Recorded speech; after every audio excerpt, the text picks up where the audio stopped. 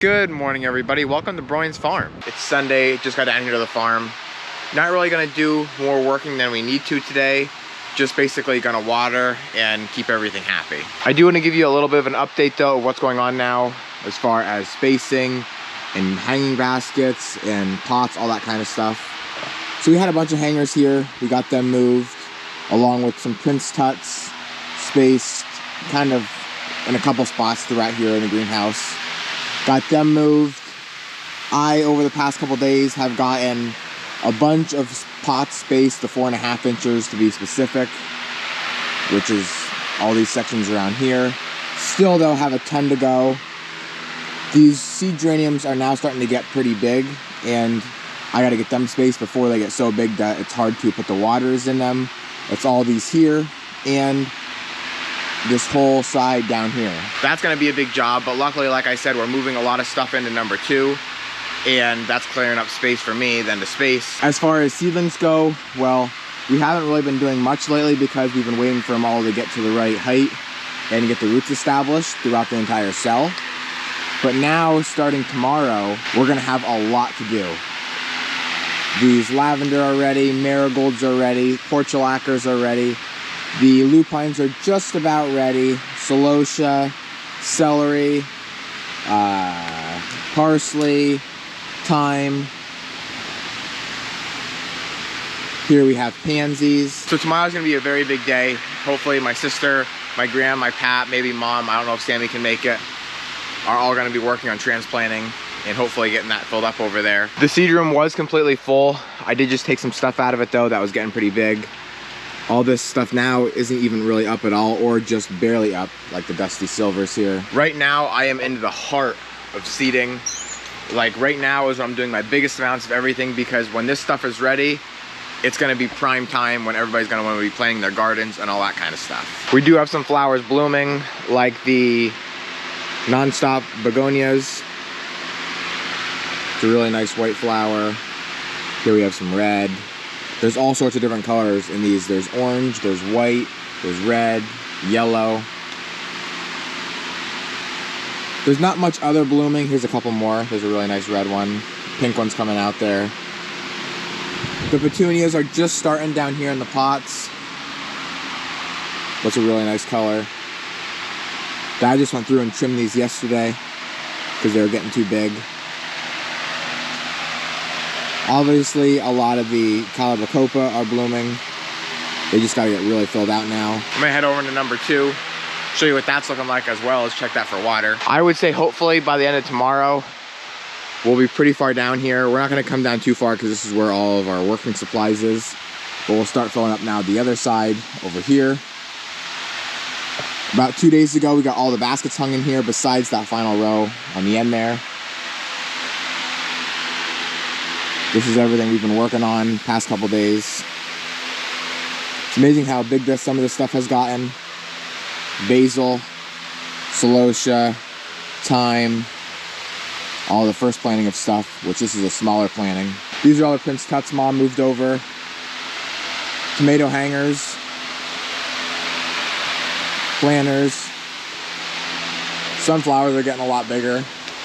Sammy did all these. Well, spaced them all. And I think planted them all, or very close to them. Onions are doing awesome this year. I don't know if you remember, last year we really struggled with the onions. I don't know if it was bad seed or what it was, but you can just see how full that entire tray is. It's getting windy, so the plastic's really flapping outside. All the 1201s are for retail sales, which is more than we've ever planted, like by double or almost triple the amount, but every year we sell out so fast, so I wanted to do a lot. The only trouble we did have is the red onions, which is these here. You can see how bad they did. It's only a couple flats. I don't really know what happened, but luckily we plant 2 different varieties. The one that we've always planted for years didn't do good, but the new variety we did had great germination, and so that's why it's a lot of times nice to plant a couple different varieties, because sometimes one will do bad and one will do good, whether it's in the greenhouse or in the actual field itself. Mom has all sorts of different combos in the baskets. This is a really nice one, but obviously everything's very tiny yet. But these baskets over here must have been planted a lot earlier because they're getting a lot bigger. Also, different plants like lobelia grow a lot faster. That's gonna be a nice one.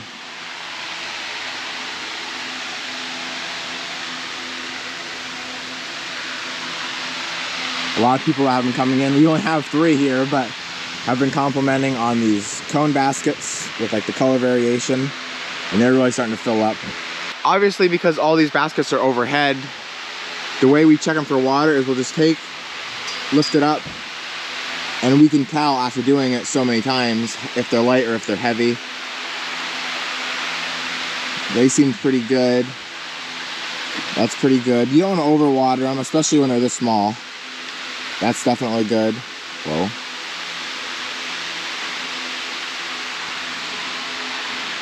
So I think these are all okay for right now. When we have nice sunny days, especially when these baskets start getting bigger, they need to be watered every single day, if not sometimes twice a day, depending on what it is. But right now, it's about every other day, if it's sunny, just because they're so small. If you guys are interested, I do have shirts on our website, right here, broyansfarm.com. This is one of my favorite colors right here. It's like a white with like some black mixture in it. It's got the logo on the front, and it's got the logo on the back with the tractor, a lot bigger. I've seen some comments, you guys were asking what's going on here in the high tunnel. Well, if you haven't been following along, I guess that makes sense. Over the winter, we planted rye in the high tunnel, which was actually pretty late, but because it's so much warmer in here and it holds moisture for the most part, we can grow it when usually you couldn't grow it out in the field. And it did really well, obviously, as you can see. Then we came through and we tilled that nice green, lush rye into the soil, which puts a lot of nutrients in there. Now it's starting to obviously dry up and decompose, which is what you want. And then probably in about a week or so, we're gonna come back through here, till it up one more time, put in any more fertilizers or whatever it needs after we get our soil sample back. Then we'll lay our drip line down, cover it with plastic, and then we'll be ready to start planting tomatoes. I said before that we weren't getting any more shipments in of plugs or anything like that. Well, I must have had some kind of miscommunication from Mom, because she said we're actually getting at least 1 to 2 more for sure. We just got one in the other day, and a lot of these are just the caliber copra, I think, for more hangers and stuff like that. This right here is why it's so nice to get the spacing done, even though it seems like a nuisance while I'm doing it. I gotta water all these, and instead of going through watering each pot, trying to get underneath the leaves and get to the pot so that I'm not missing it and it's just all running off, I can now just put this in there. Well, it's hard to do with one hand.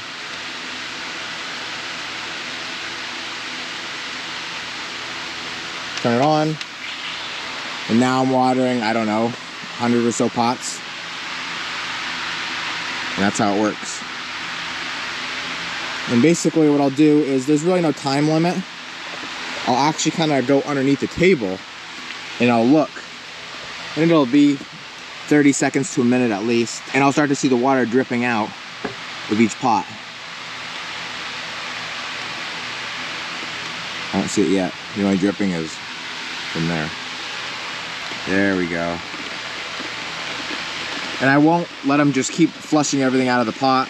As soon as I start to see that, done. Then I'll even go through and check them to make sure they're all pretty heavy. It's hard when you have different varieties on different drippers, because these guys take a lot more water than these guys do. So sometimes we'll have to actually just spot water these by hand, and then once they get even up with these guys, then we can water the whole line like I just did. It's the next day. I just spent the past 45 minutes over number 1, just getting my seeding soil ready, getting tags prepped for tomorrow. I got a lot of seeding to do. Over here in number 2, Graham, Pap, and Shania are working on just getting a bunch of transplanting done. I think Pap's working on impatiens, Graham's working on, well, she might be working on impatiens too. Shania's working on filling pots. She's gonna start doing our tomatoes. Actually, Graham's working on petunias. Pap's working on impatiens. Shania just got the tomatoes over here now. What'd you say, Shania? These are accent premium white. Do you have a tag? We don't have tags for them. Oh dear, we don't have tags for anything. I'll make a tag for each end, because then maybe your mom will be making tags for them. All right. Is that what she had said before? Yeah, I don't know if she knows that we need that one. I'll probably have to let her know. I gotta go over and get tags. It's very sunny, I don't have my sunglasses, so I'm squinting pretty hard. But Mom just purchased a tag maker for, I think, basically everything now. We're gonna start using that to label everything in our greenhouse.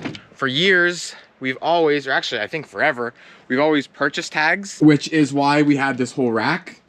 And then we have everything labeled so we know exactly what it is.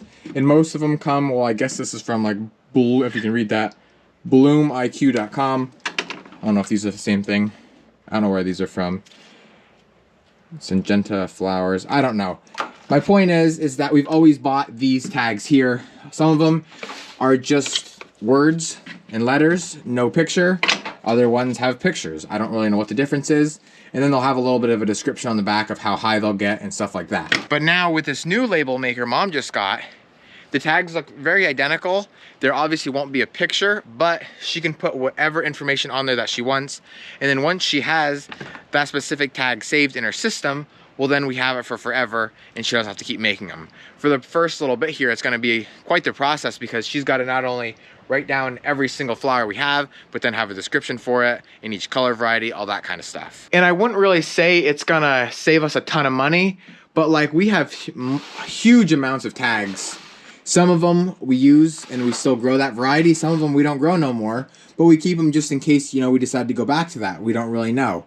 But now with this new label maker, she can make exactly what we need every single time and we won't have that many extra or no extra at all. So it's just gonna make it really fine-tuned and we don't have to have a whole mess of extra tags. I would still say probably though for like the next 2 years at least, we're gonna be using these tags just because we have so many, and obviously if we paid for them, we're not just gonna let them go to waste.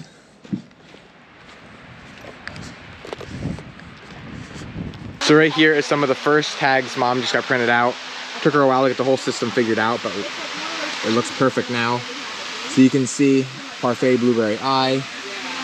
I'm not actually sure what this is exactly. It should say. Dianthus, okay. Right there in the top it says Dianthus. Get 6 to 8 inches high. Space 8 to 10 inches if you're gonna plant them. And then it just kind of prints, and then what it will do is just rip each tag off. And you can see they kind of look similar to the other tags we have, like these ones right here.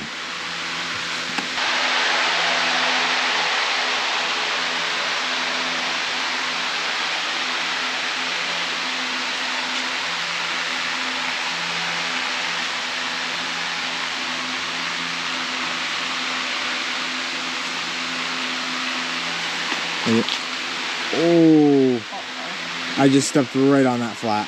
I thought you spilled my coffee again. I thought for the love if I lose another cup of coffee. They might come back. Not too bad. They are pretty close over. They are very close. Or this whole table can just move this way. Yeah, that could work too. But then you'd be in more in front of the fan, so. Where do you want this? I would start them over here. I'm gonna need a lot of tags.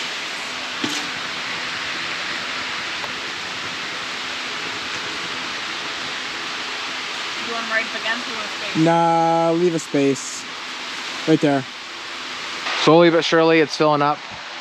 We're almost down this side now, but we had to stop because of the supplies.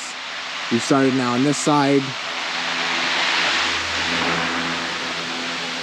So now I got a lot of the 4.5-inch tomatoes potted today, but we have double this to do yet. Every year we do greenhouses, we're getting better and better, figuring out what people want and what they don't want. We know that the potted tomatoes are a big seller, especially right in the beginning. So we did quite a few more this year than we normally do.